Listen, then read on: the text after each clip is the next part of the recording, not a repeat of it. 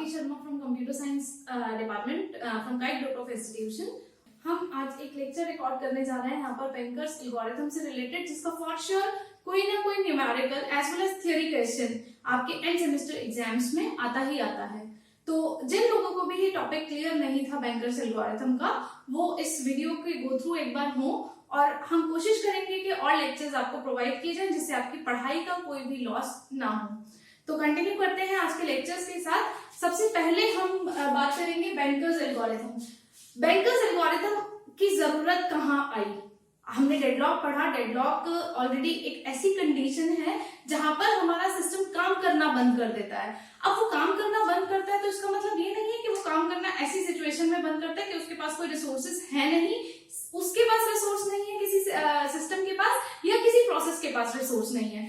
दोनों ही कंडीशन अलग अलग हैं। प्रोसेस के पास भी रिसोर्स हो सकते हैं, सिस्टम के पास भी रिसोर्स हो सकते हैं, लेकिन दोनों अपने अपने रिसोर्सेज ग्रैब करके बैठे हुए हैं। लाइक जैसे अभी हमने लाइव कंडीशन देखी, सैनिटाइजर्स हमारे पास बहुत ही या तो मिलने बंद हो गए थे, और मिल रहे थे तो ब्लैक मार्केटिंग होनी शुरू हो गई थी। मींस ऐसा नहीं था कि सैनिटाइजर्स मार्केट में अवेलेबल नहीं थे या किसी के पास अवेलेबल नहीं थे, बट जिसके पास अवेलेबल थे वो ब्लैक मार्केटिंग के थ्रू उसको दे रहा था, या फिर लोगों को अवेलेबल नहीं हो पा रहे थे। This is a kind of deadlock situation. Means ना ही तो तुम पीछे हटो, ना ही मैं पीछे हटूंगा। हम दोनों अपने अपने रिसोर्सेज को ग्रैब करके बैठे हुए हैं, चाहे हमारा सिस्टम काम करे या ना करे।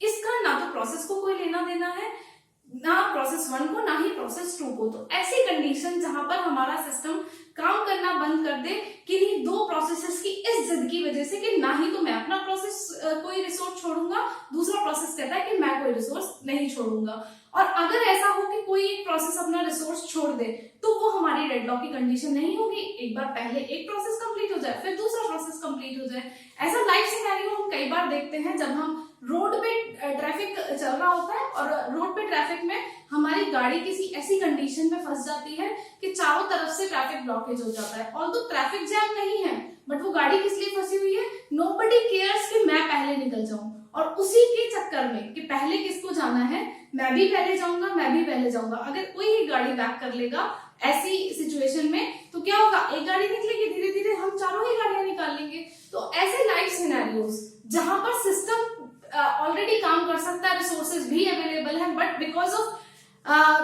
प्रोसेसेस जो कि रिसोर्सेज फ्री करने के लिए तैयार नहीं है, तो उस कंडीशन में डेडलॉक आता है। अब डेडलॉक को हम अलग अलग तरीके से हैंडल कर सकते हैं, जो कि हमने पढ़ा भी था। पहली चीज कि डेडलॉक को प्रिवेंट कर दिया जाए, कि डेडलॉक हो ही ना, ऐसी कंडीशन में ही ना है, सब अपनी जिद छोड़ के ही रखें। दूसरी हमने कंडीशन पढ़ी है कि डेडलॉक अवॉइड हम करें। अब इसको हम लाइव रिलेट करेंगे अपने एग्जाम्पल से, कि जैसे हम एग्जाम्स की तैयारी करते हैं, हमारी क्लास में 60 स्टूडेंट्स हैं और एग्जाम की तैयारी, कुछ बच्चे तो स्टार्टिंग से लगे होते हैं कि मेरे पास अगर 5 सब्जेक्ट्स हैं तो मुझे उन 5 सब्जेक्ट्स की इस तरीके से तैयारी करनी है कि मेरी बैक किसी भी एक सब्जेक्ट में ना आए। मैं पहले से ही प्रिवेंट करके चलूंगा या चलूंगी कि मेरी बैक किसी भी सब्जेक्ट में ना आए, चाहे वो सब्जेक्ट टफ है, चाहे वो सब्जेक्ट इजी है। सभी को हम अकॉर्डिंग टू द वेटेज और इक्वल वेटेज सभी को हम प्रॉपर टाइम देंगे। हमारी किसी सब्जेक्ट में बैक पॉसिबल ही नहीं है। दूसरे स्टूडेंट्स कुछ हमारे होते हैं किस तरीके के, कि जब हमारी बैक आएगी तब हम उसको देख लेंगे। ठीक है, एक तरीका होता है स्टूडेंट्स का कि हम पूरे सेमेस्टर तो नहीं पढ़ेंगे, क्योंकि स्टार्टिंग से पढ़ेंगे तो ऑब्वियसली हमें डेली 2 आवर्स 3 आवर्स डिवोट करने पड़ेंगे। कॉस्ट बहुत ज्यादा आ रही है हमारे टाइम की। यहाँ पर हम क्या करेंगे? 1 नाइट स्टडी करेंगे। हमें फेल भी नहीं होना है और हमें पास भी होना है, और हमें बहुत ज्यादा टाइम भी डिवोट नहीं करना है। तो ऐसे स्टूडेंट्स कौन से होते हैं? 1 नाइट स्टडी वाले, जो डेडलॉक को अवॉइड करके चल रहे हैं। और कुछ स्टूडेंट होते हैं कि जब बैक आएगी हम देखेंगे, मीन्स हम जब आएगी तब उसको डिटेक्ट करेंगे। और अगर डिटेक्ट होता है, ऐसा जरूरी तो नहीं है कि सारे पेपर टफ है, किसी एक में अगर डिटेक्ट होता है then we will go for recovery. तो ये हमारी लाइफ सिचुएशन, बिल्कुल हम बीटेक के या कोई भी हम ग्रेजुएशन कोर्स कर रहे हैं, कोई भी हम कोर्स कर रहे हैं, लाइफ सिचुएशन में डेडलॉक हैंडलिंग जो मैकेनिज्म है इसी तरीके से काम करता है। तो प्रिवेंशन कॉस्टली मेथड है, the best is avoidance. Avoidance मतलब कि हमने 1 नाइट स्टडी करी और हम पास हो गए, हमने इतना कंटेंट पढ़ा कि 100 में से हमारे 30 नंबर आ गए। उसी तरीके की कंडीशन है हमारी बैंकर्स एल्गोरिथम की। अब बहुत बातें करते हुए हम आगे चलते हैं। पहली कंडीशन यहाँ पर आ गई है that this is the algorithm for deadlock avoidance। Avoidance आप समझ चुके हैं कि हम पहले से कोई तैयारी नहीं करके चल रहे हैं, बट एट द मोमेंट ऐसा कुछ लेके चलें कि जिससे डेडलॉक ना हो। नेक्स्ट है, it is suitable in a system for allocating resources with multiple instances. अब पहला पॉइंट है यहाँ पर keyword resources, then instances and then system. System सभी को क्लियर है कि एक ऐसा सिस्टम जहां पर बहुत सारे प्रोसेसेस रन कर रहे हैं। अब प्रोसेसेस रन कर रहे हैं तो उनको किसी ना किसी रिसोर्स की भी रिक्वायरमेंट होगी। वो रिसोर्स कैसा रिक्वायर्ड है, अब जरूरी नहीं है कि वो रिसोर्स ऐसा हो जिसका एक ही इंस्टांस अवेलेबल हो। हमारे पास ऐसे रिसोर्सेज भी हो सकते हैं जिनके मल्टीपल इंस्टांसेस अवेलेबल हो। मल्टीपल इंस्टांसेस मींस यहाँ पर हम रिलेट करेंगे। फॉर एग्जांपल हमारे पास रिसोर्सेज हैं, एक रिसोर्स है प्रिंटर, एक रिसोर्स है सीपीयू और एक रिसोर्स है सपोज कीबोर्ड और मेमोरी, कुछ भी रिसोर्स। प्रिंटर हमारे पास 3 है, सीपीयू हमारे पास 1 है, कीबोर्ड हमारे पास 2 है। Resource 1, resource 2, resource 3। रिसोर्स 1 के 3 इंस्टांसेस अवेलेबल हैं, रिसोर्स 2 के 1 इंस्टांस अवेलेबल है और रिसोर्स 3 के हमारे पास 2 इंस्टांसेस अवेलेबल है। मींस अगर एक प्रोसेस को तीनों तरीके का एक एक इंस्टांस चाहिए तो हम तीनों के एक एक इंस्टांस एलोकेट कर देंगे। Still we are pending with 2 types of resource 1 and 1 type of resource 3। Second वाला रिसोर्स हमारा खत्म हो जाएगा। मींस हमारे पास रिसोर्स अलग अलग टाइप के हो सकते हैं और उनके मल्टीपल इंस्टांसेस हो सकते हैं। तो ऐसा सिस्टम जहां पर हमें रिसोर्सेज एलोकेट करने हो, कैसे, जिनके हमारे पास मल्टीपल इंस्टांसेस हो। दैट मल्टीपल डजंट मीन्स कि हमेशा ही 3, 4, 5 ही होंगे, कोई एक भी हो सकता है, कोई 2 भी हो सकते हैं। मतलब मल्टीपल इंस्टांसेस का हमारा सिस्टम होगा, वहां पर हमें रिसोर्स एलोकेशन एल्गोरिथम लगानी है एंड मल्टीपल प्रोसेसेस भी होंगे।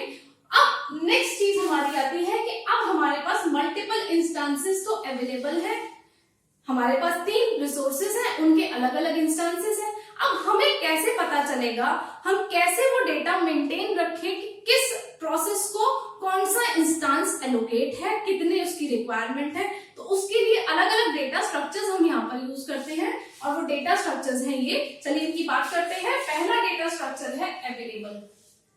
अवेलेबल नाम से हमें पता चल रहा है कि total number of instances of each resource type available with in the system. Available हमारे कितने इंस्टांसेस टोटल अवेलेबल हैं। हमारे पास प्रिंटर है, जब तक हमने एक भी इंस्टांस किसी प्रोसेस को एलोकेट नहीं किया तब हमारे पास प्रिंटर के 3 इंस्टांसेस अवेलेबल है, सीपीयू का 1 इंस्टांस अवेलेबल है और कीबोर्ड के 2 इंस्टांस अवेलेबल है। जैसे ही हमने एक एक एलोकेट कर दिया, अभी हमने बात की थी कि हमने हर एक किसी एक प्रोसेस को तीनों रिसोर्सेज का एक एक इंस्टांस अवेलेबल कर दिया।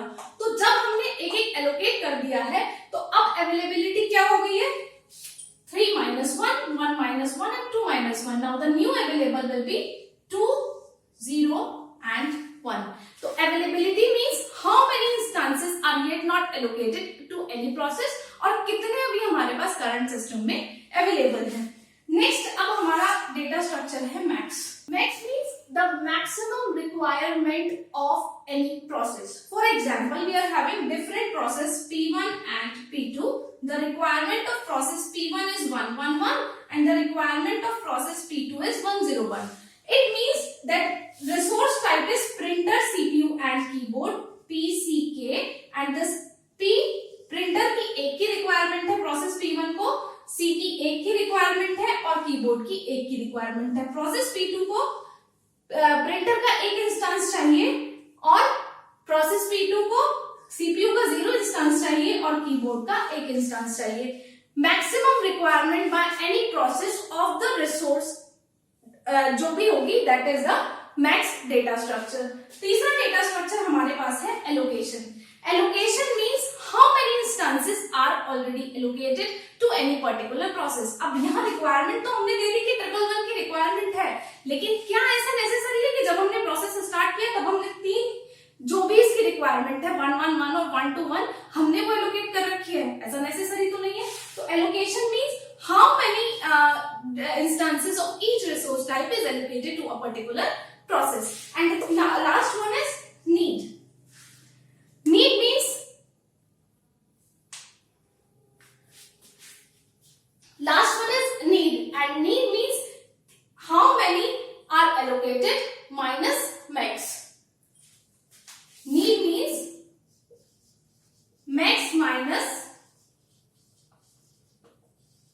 एलोकेशन मींस कितने टोटल रिक्वायर्ड हैं और कितने एलोकेटेड हैं। फॉर एग्जाम्पल, फिर से एक लाइव एग्जाम्पल की तरफ चलते हैं कि हमारे घर में 5 मेंबर्स हैं। अब इन डेटा स्ट्रक्चर्स को समझते हैं हम लाइव एग्जाम्पल्स में। हमारे घर में 5 मेंबर्स हैं और 5 मेंबर्स को मैंने नाम दिया process P1, process P2, process P3, process P4, process P5। अब हमारे पास क्या है, हर मेंबर की डाइट अलग अलग है। फॉर एग्जाम्पल, प्रोसेस P1 हमारे पास खाता है 4 चपाती, प्रोसेस P2 3 चपाती, process P3 4, P4 5 and P5 6।